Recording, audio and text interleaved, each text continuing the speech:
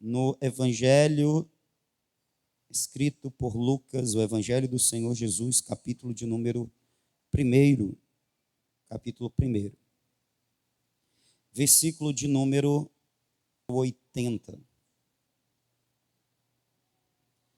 Você também vai abrir no capítulo 3, versículo de número 2. Quem achou, diga amém. Versículo de número 80 está escrito: e o menino crescia e se fortalecia em espírito, e viveu nos desertos até o dia em que havia de mostrar-se a Israel. Versículo de número 2 do capítulo 3: sendo Anás e Caifás sumos sacerdotes, veio no deserto a palavra de Deus a João, filho de Zacarias. Percorreu ele toda a terra ao redor do Jordão, pregando o batismo de arrependimento para perdão de pecados. Amém? Hoje pela manhã nós estivemos em oração, nós já estamos orando, nós, principalmente o povo da intercessão, né? Quer dizer, alguns. Mas principalmente eu e o Ministério de Louvor e alguns outros irmãos que estão vindo para somar conosco. É verdade que quando se aproximar o mês da viagem, aí a convocação é para todos que forem participar desta viagem, que participarem desta viagem. Até lá, irmãos, é tipo assim, espontâneo. Quem quer se consagrar, quem quer buscar, quem quer colocar lenha no altar, apresentar sacrifício, está convidado para estar conosco aqui nas manhãs de domingo, a partir das 8 horas. Na verdade, é de 8 às 9, dependendo do mover de Deus, a gente estica um pouquinho, tá bom? Então, hoje pela manhã, Deus me lembrou desta palavra e eu queria compartilhar com vocês. O Senhor me deu algo que eu acredito que é muito próprio para o tempo que nós estamos vivendo. E eu queria compartilhar com os que estão aqui nos ouvindo e os que nos ouvirão depois pela filmagem. O texto parece falar de Jesus, porque no capítulo 2, versículo 52 diz: e crescia Jesus em sabedoria, em estatura e em graça para com Deus e os homens. Parece um paralelo, pois o versículo 80 que nós lemos primeiro diz: o menino crescia e se fortalecia em espírito, e viveu nos desertos até o dia em que havia de mostrar-se a Israel. O texto fala de João, não o evangelista, não o João apóstolo, mas o João Batista. Esse nome é sugestivo porque o nome João significa graça, favor de Deus. Graça não de gracejo, mas graça de favor imerecido. Deus que agracia. E João é uma graça de Deus para com os homens. João, ele tem um nascimento, uma gestação, uma concepção, uma gestação miraculosa, pois a sua mãe Isabel, ela era estéril, já de idade avançada, bem como seu pai Zacarias. E de uma forma sobrenatural, um anjo aparece a Zacarias quando ele está ministrando, quando ele está servindo. ele anuncia que ele seria pai de um menino, seu nome seria João. E neste menino iria se cumprir a profecia de Isaías, capítulo 40, versículo 2 e versículo de número 3. Ou melhor, versículo 3 e versículo de número 4. Que profecia é essa? É que João seria a voz que clamaria no deserto. Aquele que viria adiante do Senhor, primeiramente preparando o caminho, os corações, para que estivessem prontos para quando o Cristo viesse, eles recebessem a palavra, eles recebessem a mensagem de salvação. Na vida de João também se cumpre outra profecia, a profecia de Malaquias, capítulo 3, versículo 1, 2, que fala que ele seria o mensageiro do Senhor, que viria adiante do Senhor no espírito de Elias, ou seja, ele seria ousado, ele seria intrépido, assim como Elias foi intrépido, que pregou ousadamente a reis, que confrontou reis. João Batista viria na mesma pegada, na mesma coragem, na mesma força, anunciando de forma poderosa as boas novas. Portanto, João é um milagre. João, como anunciou o anjo, desde o ventre ele seria consagrado a Deus. E as Escrituras dizem, no capítulo de número 1 ainda, que quando Maria, logo depois que ela recebe o anúncio que gestaria o Filho de Deus, Jesus, o Cristo, o anjo também lhe falou que a sua parente, Isabel, estava grávida. E o anjo também disse a Maria que este menino era o que viria preparar o caminho do Senhor. E Maria vai ter com Isabel, e quando Maria chega e sauda Isabel, provavelmente com um Shalom Adonai, a paz do Senhor, as Escrituras dizem que João, no ventre de sua mãe, pulou. Ele tinha apenas 6 meses de idade. E Maria, Isabel é cheia do Espírito Santo e profetiza. Ou seja, ele recebe uma descarga de poder ainda sendo gestado. 6 meses. O menino já está sendo por Deus preparado para a vida dedicada, consagrada, uma vida com propósito. E eu estava pensando, irmãos, porque o João Batista, ele é um homem que o seu nascimento é anunciado. Ele é consagrado desde o ventre de sua mãe. A vida dele, portanto, tem um propósito antes mesmo dele vir a nascer. A vida dele, vou repetir, tem um propósito antes mesmo dele vir a nascer.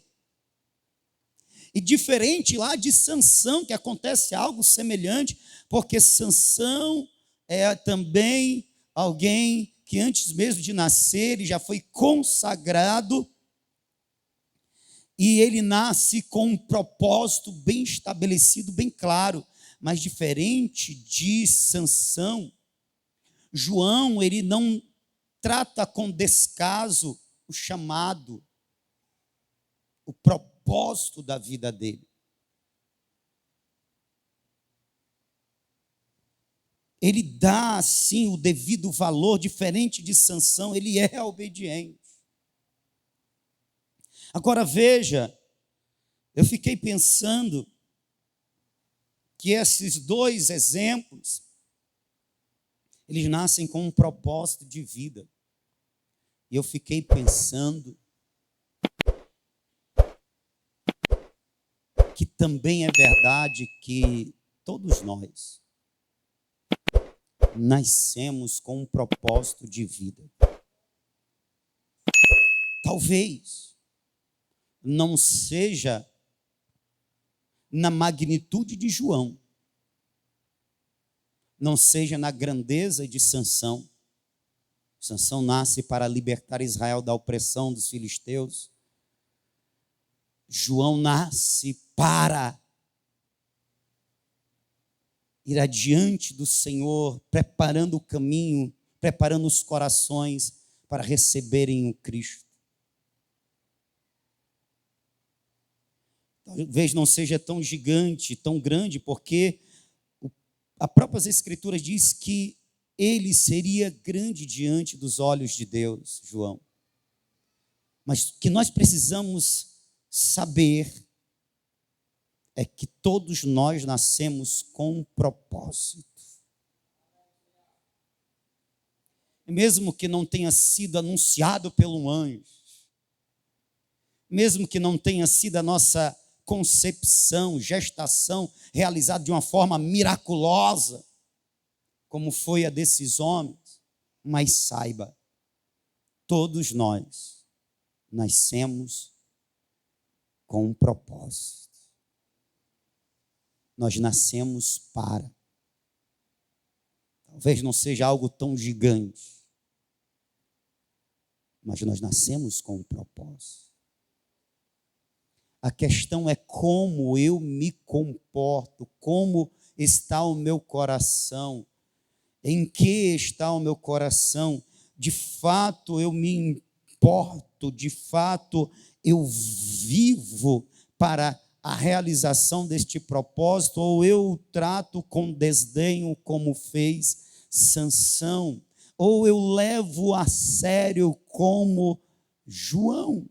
As Escrituras dizem, prestem atenção, pois isso é muito forte. O menino crescia e se fortalecia em espírito e viveu nos desertos até o dia em que havia de mostrar-se a Israel. Ele passou a viver no deserto. Muito provavelmente com a comunidade que hoje se sabe, havia uma comunidade que vivia no deserto chamada essênios. Eles se separaram da civilização, por assim dizer, para viver consagrados, dedicados a Deus, na expectativa da vinda do Cristo. Era essa a principal esperança e objetivo dos essênios. É muito provável que João tenha se juntado a eles. Agora, olha que tremendo. João era filho de Zacarias. Zacarias era da linhagem sacerdotal, era da descendência de Arão, tribo de Levi. Arão é da tribo de Levi, da família de Arão. Entre as famílias que compõem a tribo de Levi, é a família da onde vêm os sacerdotes. Portanto, por nascimento, por linhagem sanguínea, João, ele tinha o privilégio, a honra de ser ministro no templo, sacerdote, segundo a ordem de Arão. Mas o que as Escrituras dizem? Ele não está com seu pai sendo treinado, sendo preparado para ministrar no templo. Ele se retira para o deserto, e lá no deserto ele se fortalece no espírito. Por mais que pela família ele tinha um propósito, mas pelo céu o propósito dele é outro. Ele não vive o propósito que vem da linhagem sanguínea, ele vive o propósito que vem da linhagem celestial. Acorda, crente, chega a estar com a boca aberta, misericórdia. Cuidado que pode entrar mosca.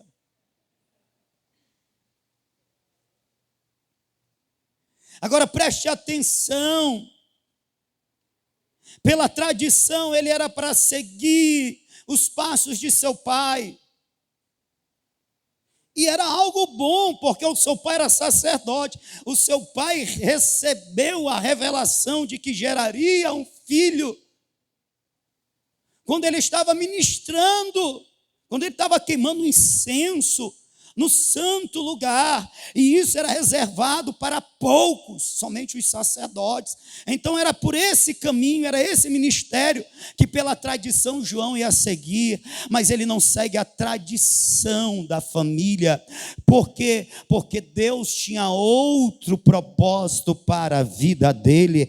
Nós até podemos seguir a tradição da nossa família, se Deus tiver um propósito nessa tradição, mas se Deus tem outro propósito, a tradição fica para trás, e o que prevalece é o chamado de Deus, é a direção de Deus, é a consagração de Deus. E ele se enchia do Espírito. Ele deveria estar se preparando para ser sacerdote segundo a tradição dos homens, mas ele está se preparando para ser profeta segundo o chamado divino, e ele se enche do Espírito. E aqui eu chamo a atenção dos meus irmãos para esta verdade. Nós precisamos ter ciência, nós precisamos ter claro no nosso coração qual é o propósito da nossa vida, qual é o nosso chamado, para que Deus nos chamou, de como nós vamos servi-lo, qual é o nosso papel na nossa trajetória aqui na terra, qual é o tipo de serviço que nós vamos prestá-lo diante dos homens. Isso precisa estar claro, porque se não estiver claro, a gente vai ouvir vários convites, inclusive o convite do coração, que, como disse o profeta Jeremias no capítulo 17, versículo de número 9, se não me falha a memória, versículo de número 10. Ele disse: eis aqui o perigo de confiar no coração. Enganoso é o coração mais do que todas as coisas, quem o conhecerá? A resposta vem no versículo 10. Eu, o Senhor, esquadrinho os corações. Eu, o Senhor, provo os pensamentos, a fim, vocês estão olhando, né? A fim de dar a recompensa a cada um segundo as suas obras, segundo os frutos de vossas ações. Sabe, o coração é enganoso, não confia no coração. Quem pode sondá-lo? O Senhor lhe diz: eu sondo, eu esquadrinho os corações, eu conheço. Então, ao invés de confiar no coração, confia no Senhor. Aqui está claro, porque senão a gente aceita qualquer convite, inclusive os convites enganosos do nosso coração.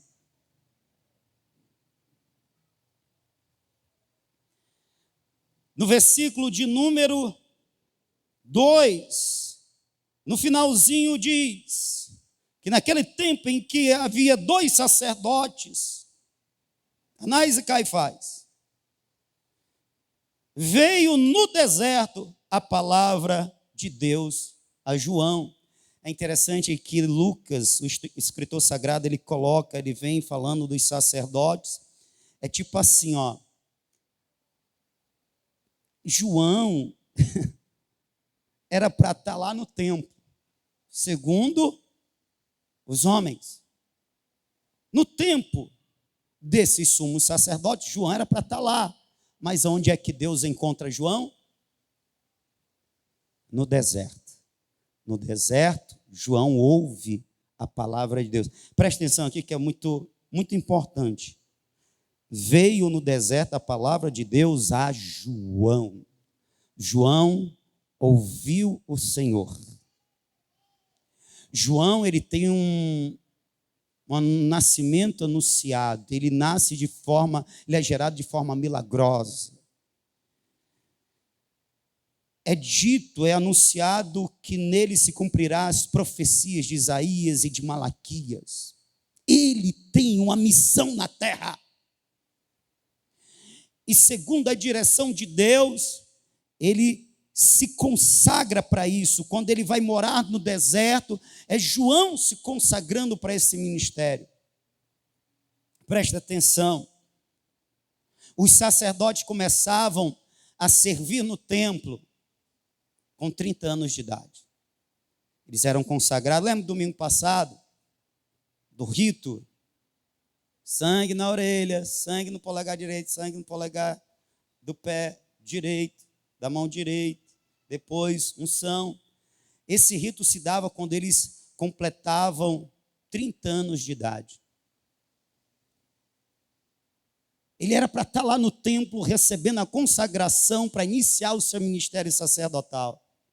Sabe onde ele está? Se consagrando no deserto. E lá no deserto, ele recebe a sua consagração. Deus o chama para iniciar seu ministério de profeta. É isso que nós precisamos entender.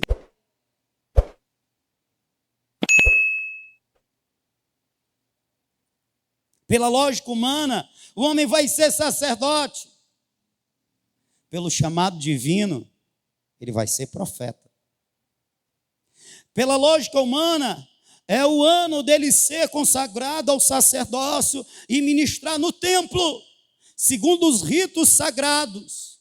Segundo o chamado divino, ele vai ser consagrado para ser profeta, e o campo de ministério dele não vai ser no templo, vai ser no deserto, à beira do rio Jordão, subindo e descendo. Então preste atenção, não é segundo a lógica humana, não é segundo o coração, porque o coração é enganoso. É segundo quem? É segundo Deus.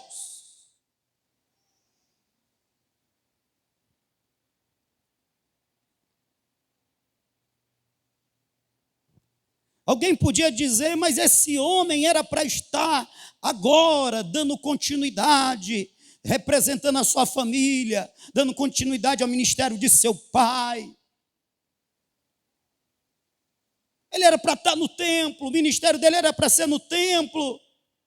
Mas João sabia, o meu ministério é onde o Senhor tem me colocado. O meu ministério não é no templo como sacerdote, meu ministério é nas ruas, é no ar livre, é no deserto como profeta do Senhor. Eu sou a voz do que clama no deserto.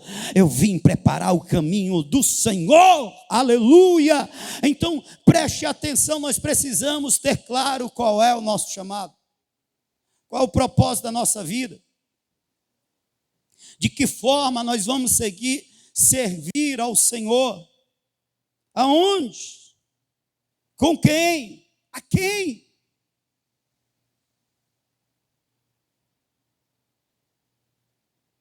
E aí, você conhece como João manifesta a sua intrepidez. Ele afronta Herodes. A mensagem de João é uma mensagem objetiva, direta, a mensagem dura. João anunciava o batismo nas águas como uma demonstração do arrependimento. Estão arrependidos? Então deem frutos do vosso arrependimento. Primeiramente, vem e desçam as águas. Tipo, dá um restart, um recomeço. Receba o perdão dos vossos pecados. E agora vão dar frutos de arrependimento. E Lucas e os demais evangelistas deixam claro que João, quando ele convidava o povo, ele dizia raça de víboras. Dizia João à multidão que saía para ser batizado por ele, raça de víboras, quem vos ensinou a fugir da ira que está para vir? Era a mensagem dura de quem tem coragem de quem está cheio do Espírito, de quem está falando da parte de Deus, de quem precisava bater forte, porque existiam corações muito duros. Ele era aquele que veio aplanar o caminho, os montes iam ser derribados, e existem montanhas no coração de arrogância, de soberba, que a palavra de Deus, ela vem, ela bate. Existe a ação da palavra como espada, que penetra o coração de carne, mas existe a ação da palavra como o martelo que esmiuça, sabe, que coloca por terra, esfarela as penhas, as pedras, os rochedos. E João, ele usava desse artifício, ele veio nesse espírito, ele tem essa unção. A mensagem dele era para esses corações que estavam enrijecidos, por isso ele batia forte, pesado, pá! É verdade, tinham aqueles que criticavam, tinha aqueles que duvidavam, tinha aqueles que não se convertiam, mas as Escrituras deixam bastante claro,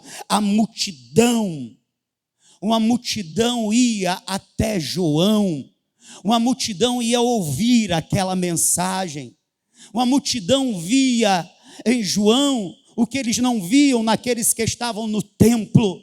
Uma multidão sentia nas palavras de João o que eles não sentiam nos sacerdotes que estavam no templo. O que eles viam em João, aleluia, a ação poderosa do Espírito de Deus.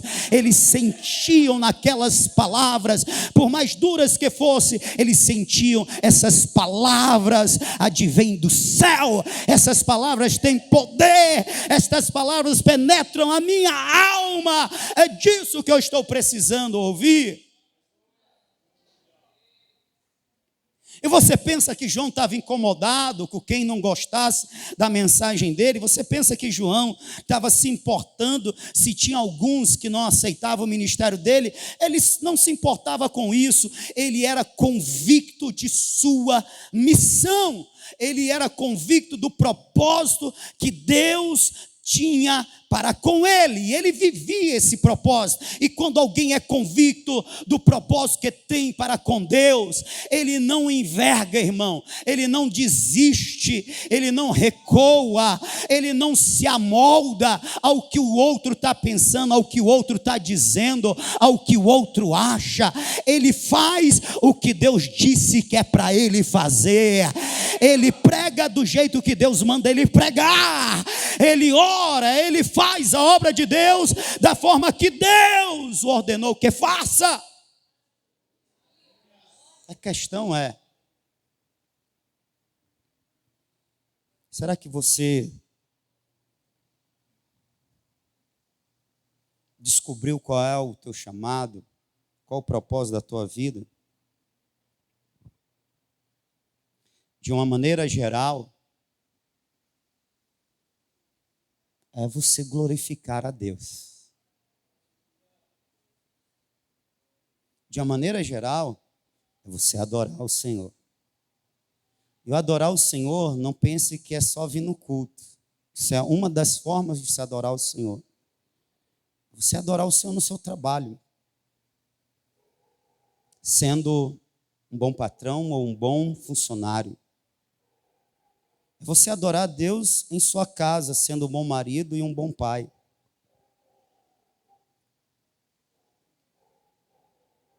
De uma forma geral, é nós fazermos o que temos que fazer por amor a Deus da melhor forma.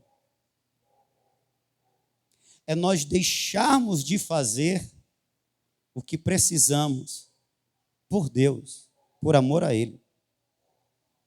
Porque, irmão, preste atenção no que eu vou dizer. Quem está me ouvindo, diga amém.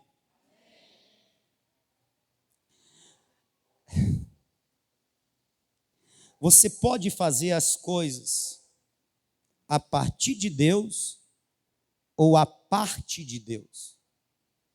A partir de Deus é tendo Ele por motivação. A parte de Deus é colocando Ele de lado e tendo qualquer outro por motivação. Esse outro pode ser o seu coração, Pode ser a tua esposa, pode ser o teu filho. Não tem mãe que diz, né? A minha vida agora é viver para o meu filho.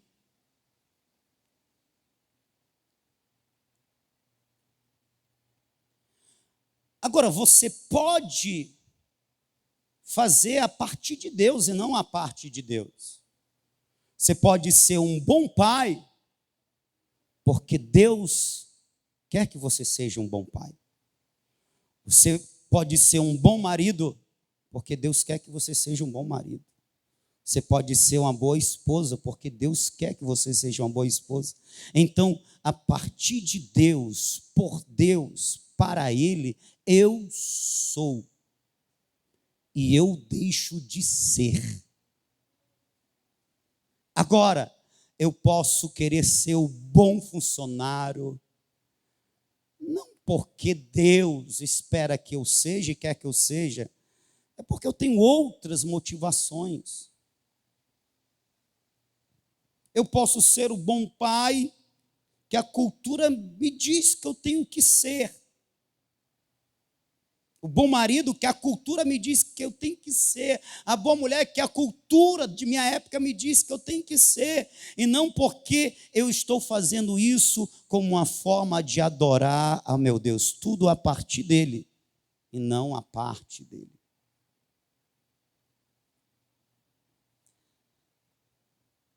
João, como eu já disse, ele não está no templo, ele está no deserto. Ele conhece o seu chamado. Agora, João nos traz várias lições interessantes, inclusive aquela de João, capítulo 3, versículo de número 30, quando ele é questionado acerca do batismo que Jesus e os seus discípulos estão realizando. O questionamento é mais ou menos, parafraseando, o tipo que, e aí, tu batizou aquele, e não é que ele está batizando mais do que você, as pessoas estão indo para ele. Cada vez mais o público que te procura está diminuindo e o que procura ele está aumentando. João, convicto do seu chamado, porque o que João veio fazer? Ele não veio ser o Cristo, ele veio preparar o caminho para Cristo. E tem muita gente que quer ser o Cristo. O amor que é para ele conquistar para Cristo, ele está tentando conquistar para ele. Os olhares que é para ele conquistar para Cristo, ele está tentando conquistar para ele. A afeição que é para ser para Cristo, ele está tentando conquistar para ele. Ele não quer ser amado como o amigo do noivo, ele quer ser amado como noivo. Ele não quer ser aceito, reconhecido como amigo do noivo, ele quer ser aceito, reconhecido como o próprio noivo. Isso é característica de quem não conhece quem é para Deus.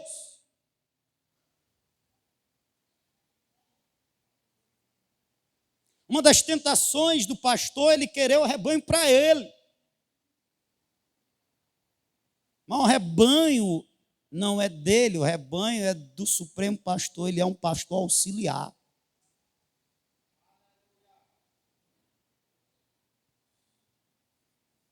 Mas acontece esses erros de quem começa a servir a Deus, e começa a ser visto, e começa a ser amado, e começa a ser lembrado.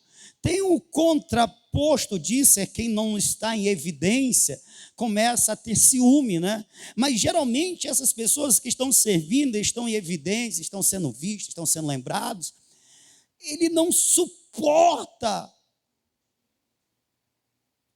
o apagar das luzes, a ausência de atenção, a ausência do crédito.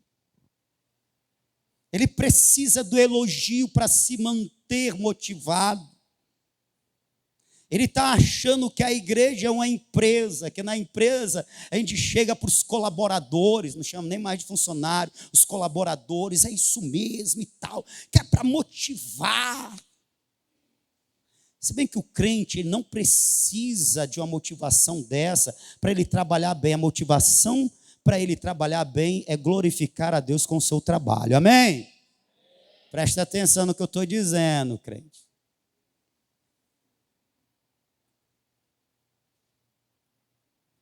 E aí tem esses servos que não entenderam que eles são servos.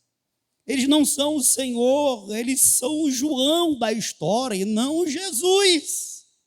E como João, nós viemos fazer algo para Deus, que glorifique a Deus. Então, a nossa alegria e realização é quando esta missão está sendo cumprida. E não os resultados desta missão, que é a glória que é para Ele. A glória é dele, irmão, tem que ser dele, é para Ele, somente dele. É por isso que João disse: importa que Ele cresça e eu diminua. Aleluia, Ele tem que crescer mesmo. O meu trabalho aqui na terra é fazer com que o meu Cristo seja engrandecido, seja exaltado, seja adorado, seja reconhecido, seja louvado. Você era para estar dando glória a Deus, se você aceitar isso como propósito da tua vida, crente.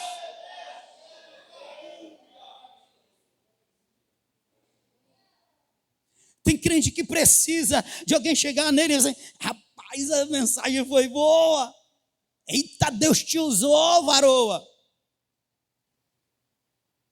Senão ele fica mufino.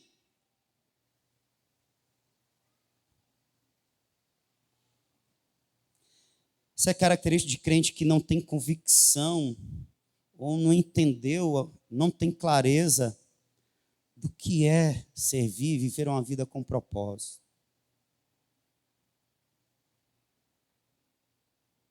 Se eu descer desse altar aqui e não ouvir elogios, ou se ouvir, irmão, isso não faz diferença.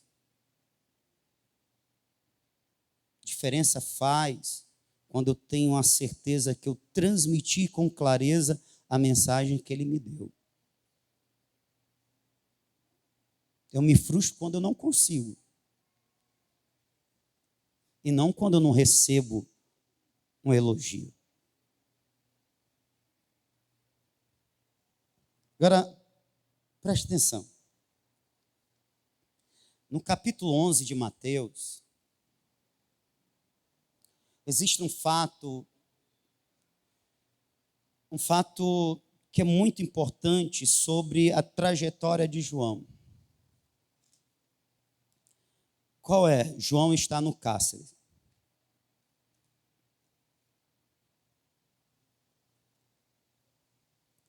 Assim como Paulo depois veio a ser encarcerado também, assim como Pedro veio a ser encarcerado também, João experimenta o cárcere. Servir a Deus lhe trouxe como resultado no mundo. No mundo que é diferente do céu. Quem está me ouvindo, diga amém.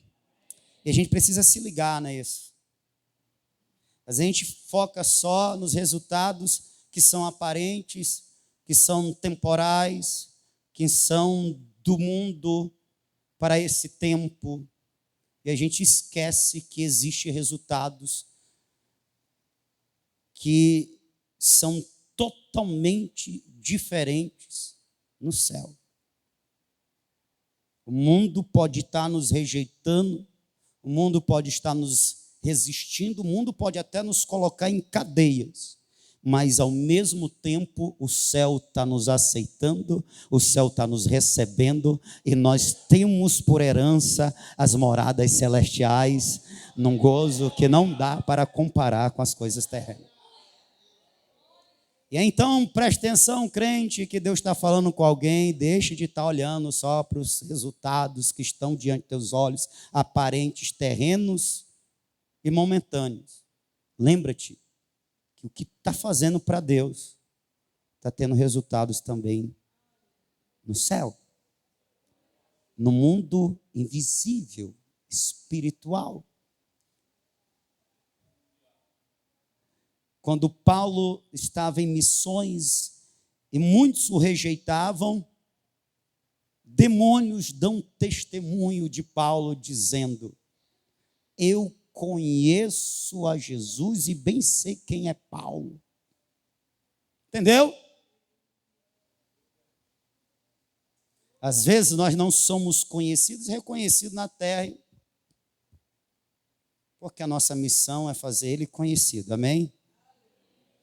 Mas o importante é que a gente seja conhecido nos céus.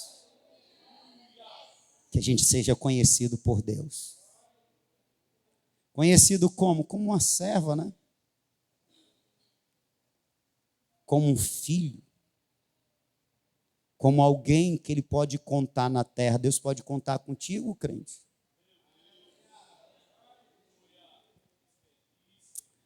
Deus pode contar contigo para essa missão viçosa, crente? Ou essa missão é do pastor Josimar? Eu tenho plena certeza que ela é de Deus. Nem sempre os nossos améns correspondem com a verdade, né? No cárcere, João, versículo 2, ouvindo falar dos feitos de Cristo, enviou 2 dos seus discípulos a perguntar-lhe, versículo 3, és tu aquele que havia de vir ou devemos esperar outro? Preste atenção nessa pergunta que João manda fazer a Jesus. És tu aquele que havia de vir ou devemos esperar outro? Preste atenção nessa pergunta, porque ela se dá depois, alguns meses depois desta resposta aqui, ó. Abra sua Bíblia no livro de João, o evangelista, né? Capítulo de número 1, versículo de número 26. João está testificando acerca do seu ministério para quem é. Ele está dizendo: não sou o Cristo, no versículo 25. Versículo 26, João respondeu: eu batizo com água, mas no meio de vós está alguém que não o conheceis. Este é aquele que vem após mim, do qual eu não sou digno de desatar as correias das sandálias. Estas coisas aconteceram em Betânia, do outro lado do Jordão, onde João estava batizando. Olha o que acontece no versículo 29. No dia seguinte, porque foram perguntar a João: tu é o Cristo? Não, não sou eu não. Eu sou o que disse o profeta Isaías, o que disse o profeta Malaquias. Eu vim preparar o caminho para ele. Ele é antes de mim. Eu não sou nem digno de desatar as correias das sandálias. Só que no dia seguinte, João viu a Jesus que vinha para ele e disse: eis o Cordeiro de Deus que tira o pecado do mundo. Este é aquele do qual eu disse: após mim vem um homem que tem a primazia, porque era primeiro do que eu. Eu mesmo não conhecia, mas para que ele fosse manifesto a Israel, vim, por isso batizando com água. João está dizendo o quê? Quando ele vê Jesus, é ele aí, ó. Eu não disse que havia um, eu batizo com água, mas ele vai batizar com o Espírito Santo. É ele é o Cristo, é ele o Cordeiro de Deus. É dele que eu testifico. É para ele que eu estou trabalhando. Eu estou preparando o caminho para ele, é ele. Abertamente. Olha o que está escrito no versículo de número 31. Eu mesmo não conhecia, mas para que ele fosse manifesto a Israel, vim por isso, batizando com água. Versículo 33, ele repete: eu não conhecia, mas o que me mandou, lembra? Ele foi chamado para começar o ministério, Ele ouviu Deus. E ele também ouviu de Deus. Mas o que me mandou batizar com água me disse: aquele sobre quem vires descer e permanecer o Espírito, esse é o que batiza com o Espírito Santo. Eu vi e testifico que este é o Filho de Deus. Ei, João está dizendo assim: Deus falou comigo. Sabe por que eu identifiquei que é ele aí? Porque quando Deus me chamou, ele disse: aquele a quem tu vires descer o Espírito Santo, é ele. Ele é meu filho, ele é o Cristo, ele sim é o Messias. E eu vi o Espírito Santo descer sobre ele em forma corpórea de uma pomba. Então, o que Deus me disse, o sinal que Deus me deu, eu vi se cumprir. Então é ele é o Cordeiro de Deus. Deus falou comigo. Eu tenho certeza, porque eu ouço Deus. Aqueles tempos no deserto me deram intimidade com Deus. Amém? Só que depois de alguns meses, não mais no deserto, pregando, com a multidão lhe cercando, agora no cárcere, sozinho, ele manda perguntar: como assim? Como assim, João? Tu tinha dito que era ele, como é que agora tu está me mandando perguntar se é? Lembra do que eu disse que João é diferente de Sansão? Sansão não está nem aí para se santificar, para viver o propósito. João não, ele se consagra, ele abre mão do sacerdócio. Ele vai morar longe da família. Ele vai se consagrar para viver o seu chamado. Só que João também tem uma fraqueza. A do Sansão é a insubordinação. E a de João? A de João é a de muitos crentes. A inconstância em meio às dificuldades da vida. Eu vou repetir. A fraqueza de João é a inconstância diante das adversidades, as intempéries da vida, que é muito parecida com a de muitos crentes. Não tem aquele crente que é super empolgado? Uau! Pastor, o que é para fazer? O que tem que fazer? Eu estou aqui para servir, pastor. E aí começa animado mesmo, irmão. Mas deixa acontecer um problema na vida dele que ele se sente incapaz de resolver. Sabe o que ele vai fazer? Ele vai fazer que nem João. Ele vai começar a desacreditar, inclusive daquilo que um dia ele pregou com tanta veemência, que ele declarou com tanta certeza: eu sei qual é o meu chamado, eu estou vivendo o meu chamado, eu sei o que eu estou fazendo, porque Deus falou comigo. Eu sei que Deus é comigo, eu tenho certeza. Mas aí, quando vem os momentos difíceis, o crente vai lá para baixo e começa a duvidar de tudo e de todos, inclusive de Deus. É ou não é verdade, crente? Raras exceções não acontece isso.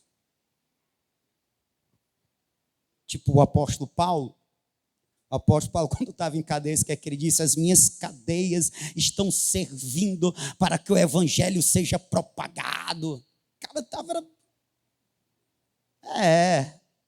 nas cadeias, mas lá na frente, escrevendo a Timóteo, ele diz assim: que Deus abençoe a família de Onesíforo, que muito me reanimou. Ah, sim, o gigante apóstolo Paulo também teve momentos lá para baixo, que ele precisou de um crente que nem o Onesíforo, que é mencionado só 2 vezes na Bíblia. E lembra que eu falei de propósito? Talvez não seja tão gigante.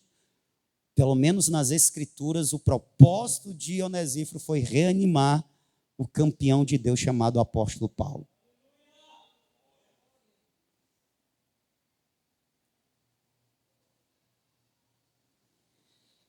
Me espanta a reação de João.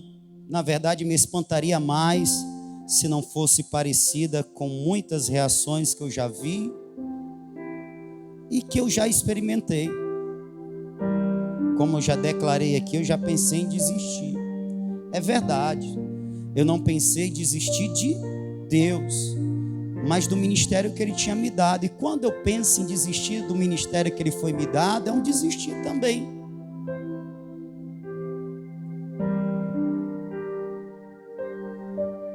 João é um exemplo nas Escrituras da humanidade, do quanto nós somos frágeis e inconstantes, do quanto nós somos pessoas cheias de altos e baixos, do quanto nós somos imperfeitos. João tinha tudo para ser o cara, mas bastou uma prova como a do cárcere para João duvidar de tudo que ele viveu. Ele viveu para preparar o caminho, ele viveu isso, ele cumpriu isso, ele tinha certeza que era Jesus, mas agora ele estava desacreditado. E na verdade a pergunta que ele faz é um pedido de socorro para a sua fé. Sabe o que eu aprendi lendo aqui sobre João? É que quando nós temos dúvidas, não é porque nós estamos desacreditando, é porque a nossa fé está sendo bombardeada. O que nós acreditamos está sendo combatido. E eis aqui algo que eu quero que você aprenda, porque lá em Hebreus capítulo 4, versículo 2, também no capítulo 3, versículo 19, diz que Israel, aquele Israel que sai com mão forte, liberto do Egito, por mão forte do Senhor, eles não alcançam Canaã, eles não alcançam o repouso, porque a palavra que eles receberam, eles não receberam com fé, eles foram incrédulos. Quem está me ouvindo, diga amém. Pois bem, João também está duvidando, não é verdade? Lá no capítulo 15 de Gênesis, o Abraão, pai na fé, ele também duvida. Se o Senhor vai me dar uma grande descendência, como isso vai acontecer? Eu não tenho descendente. Quem vai ser quem vai herdar a minha herança é um servo, um escravo, Eliezer. Cadê ele? Está duvidando também da promessa, está lhe faltando fé. Só que, olha que interessante, aleluia, o autor dos Hebreus diz: Israel pereceu, caiu no deserto, porque não foi acompanhada com fé. E esses homens aqui também não têm fé, ou eles estão duvidando, eles estão descrendo. Qual a diferença? Porque Deus tratou diferente Abraão, João, e porque Deus tratou diferente Israel no deserto, é porque Israel, eles foram combatidos, a sua fé foi combatida, e eles se renderam, eles desacreditaram, eles desistiram de lutar, e eles se lançaram à murmuração e à descrença. João é diferente, a fé dele está sendo combatida, ele chega a duvidar. Então o perguntar a Jesus não é um ato de incredulidade, é um pedido de socorro. Ele dizendo: Senhor, a minha fé está sendo abalada aqui nesse cárcere, aqui nessa escuridão, aqui nessa cela fria, suja e fétida, mas eu, Senhor, eu não quero desistir, eu não quero desacreditar. Me responde, a tua palavra me fortalecerá. Eu preciso ouvir do Senhor uma vez mais. Deus não está disposto a lidar com quem desacredita e desiste, mas Deus está disposto a socorrer, a reanimar, a levantar, a restaurar aquele que está sendo combatido, mas ele pede socorro. Lembra de Pedro? Pedro pediu: se és tu, Senhor, deixa eu ir ter contigo andando por sobre as águas. Ele disse: vem. Na metade do caminho, ou melhor, num determinado ponto do caminho, ele começa a olhar para o vento, as ondas, ele começa a sentir a força do vento, ele começa a submergir. E o que é que Pedro faz? Ele pede socorro. Jesus diz o que para ele? Porque duvidaste. Mas ele está pedindo socorro. O que é que Jesus faz? Jesus levanta ele, não deixa ele se afogar naquelas águas bravias. Você lembra do que Jesus disse aos discípulos no caminho de Emaús? Eles estão desistindo, mas ele diz uma palavra que me chama a atenção. É verdade que ele disse que ao terceiro dia ele ia ressuscitar, e já é o terceiro dia. Sabe o que é que Jesus disse para eles? Porque vocês são difíceis de acreditar, porque vocês são tolos. Mas Jesus desiste deles? Não. Jesus repreende, como repreendeu Pedro. Jesus repreende, como repreendeu a outros, mas ele não desiste. Nós precisamos prestar atenção nisso.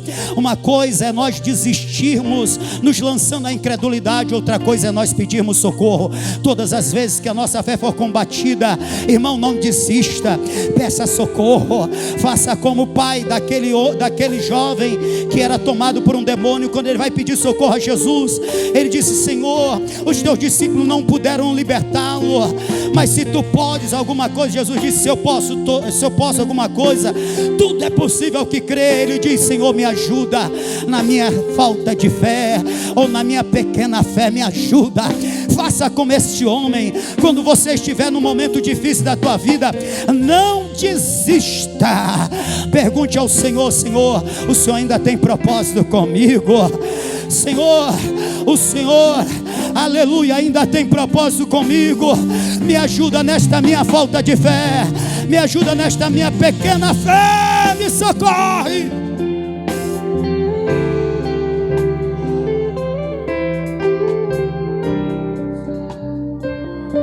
Sabe qual é a resposta de Jesus para João? Vai, diz a João, os cegos veem, os surdos ouvem, os leprosos são curados, os paralíticos andam, os mortos são ressuscitados, e aos pobres é anunciado o Evangelho. Jesus podia muito bem dizer assim: sou eu, tu não já disse que sou eu? Meu pai já não te tinha dado o sinal e tu não viu o sinal? Ou então Jesus podia dizer: rapaz, te converte. Tanta intimidade que eu já tive contigo, te converte. Lembra da forma que eu já te usei? Como é que está sendo incrédulo? Tinha ter dado uns carão bom em João, né? Ou melhor, ou pior, podia ter desistido de João. Decepcionado com João, Jesus podia dizer, depois da forma milagrosa que eu o trouxe ao mundo, depois das revelações que eu lhe dei, da forma que eu usei, ele ainda duvida de mim. Não, desse jeito, estou desistindo de João. Ele podia fazer isso, não é? Mas ele não faz, sabe por quê? Porque ele conhece a nossa estrutura. Como disse o salmista no Salmo 103, ele lembra que nós somos pó. Sabe por que ele não desiste de nós? Porque ele é compassivo, ele é longânimo, ele é misericordioso. Aleluia. Sabe por que ele não desiste de nós? Salmo 34, versículo 15, 16, 17, 18. Eu vou citar só o 18.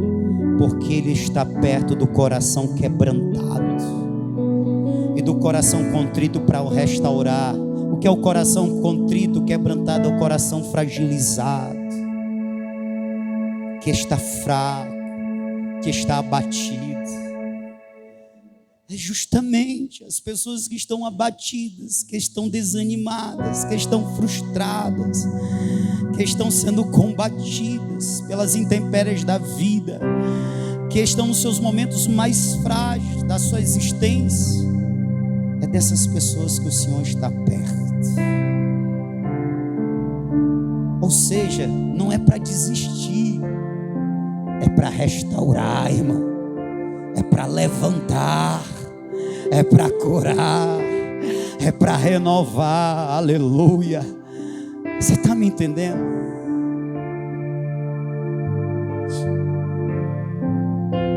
Ei, se Deus não desiste de nós, como é que nós nos desistimos de nós mesmos?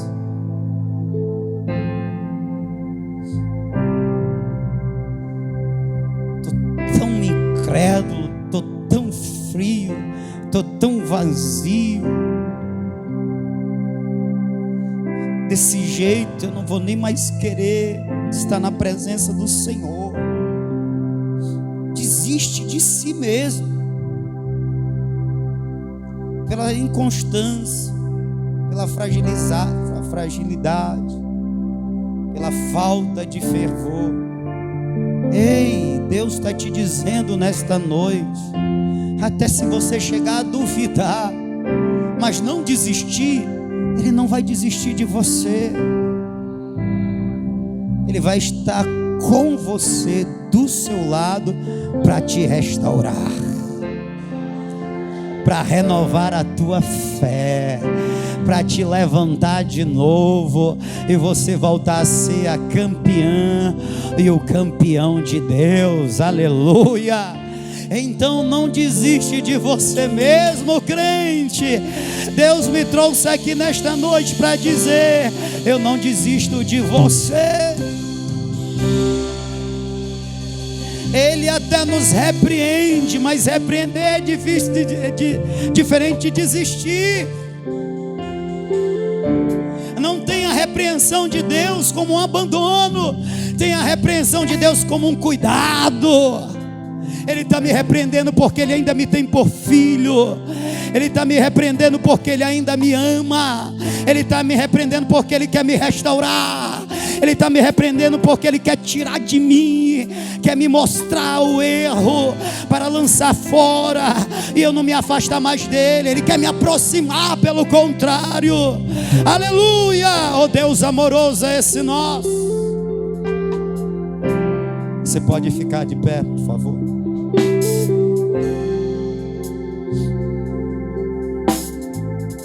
Ei! Você reparou que Jesus não foi lá? Você reparou que, diferente do que aconteceu com Pedro em Atos 5, Atos 9, Ele não mandou um anjo abrir o cárcere e libertar João. Você reparou? Você reparou que o Senhor permitiu que João continuasse encarcerado, que João até morresse, pois ele foi executado. Você reparou nisso? Você reparou também que João não mais questiona? Você reparou que João não faz o pedido do tipo: Senhor, se Tu és o Cristo e eu tenho te servido, por que que o Senhor não me tira do cárcere? Por que que o Senhor não me tira dessa prisão? Você reparou nisso?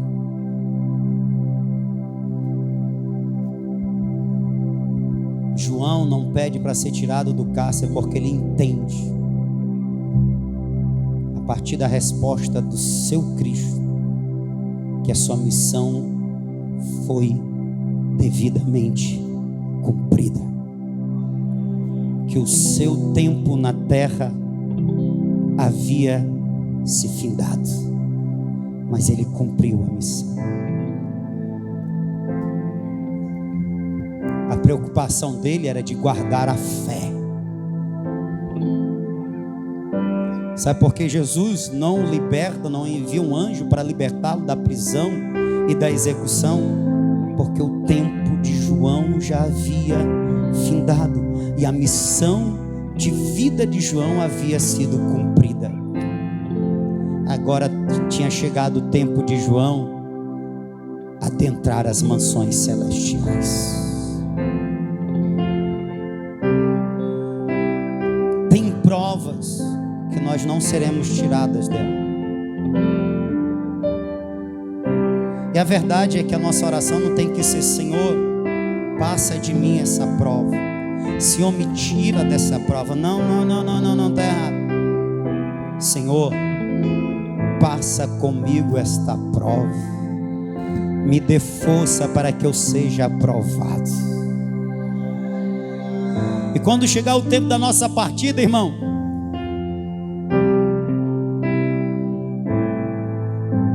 o livramento é o encontro com a morte, pois é o livramento da possibilidade de voltar a pecar, é o livramento da possibilidade de vir a cair, é o livramento da possibilidade de se distanciar do Senhor, porque com a morte, aleluia, nós temos garantida a coroa da vida.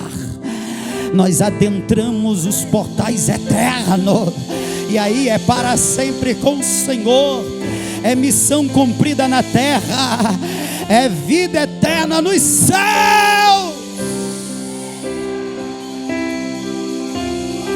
Veja bem do que você está desistindo.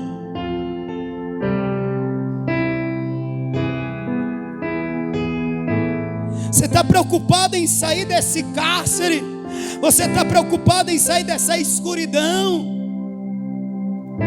e tem trazido esse momento da tua vida. Deixa eu te dizer, pelo Espírito do Senhor, com o que você deve se preocupar. Você tem que se preocupar com a tua fé.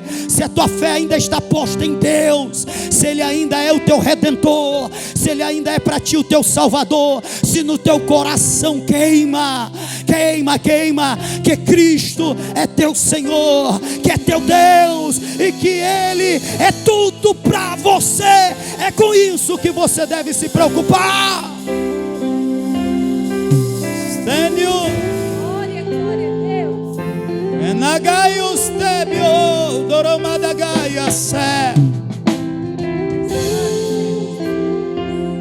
Você está me entendendo, crente? A tua preocupação para esse dia, para esse momento é isso.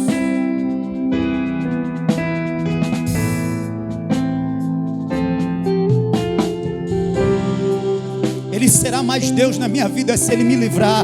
Ele será mais Deus na minha vida se Ele me libertar. Ele será mais Deus na minha vida se Ele me curar. Ele será mais Deus na minha vida se Ele transformar essa realidade à minha volta. Não! Ele continuará sendo meu Deus na tristeza, na fraqueza, na luta, na escassez, assim como na bonança, na fortaleza, aleluia, na vitória. Ele será meu Deus, em todas as circunstâncias e momentos. E eu sei de uma coisa: quando a minha fé estiver sendo abalada, eu posso contar com um Deus misericordioso, um Deus compassivo, que vai me ouvir, não vai me desprezar, mas vai me socorrer. Aleluia! Você quer orar comigo? Eu quero orar com você. Eu quero orar por você. Você quer receber a oração?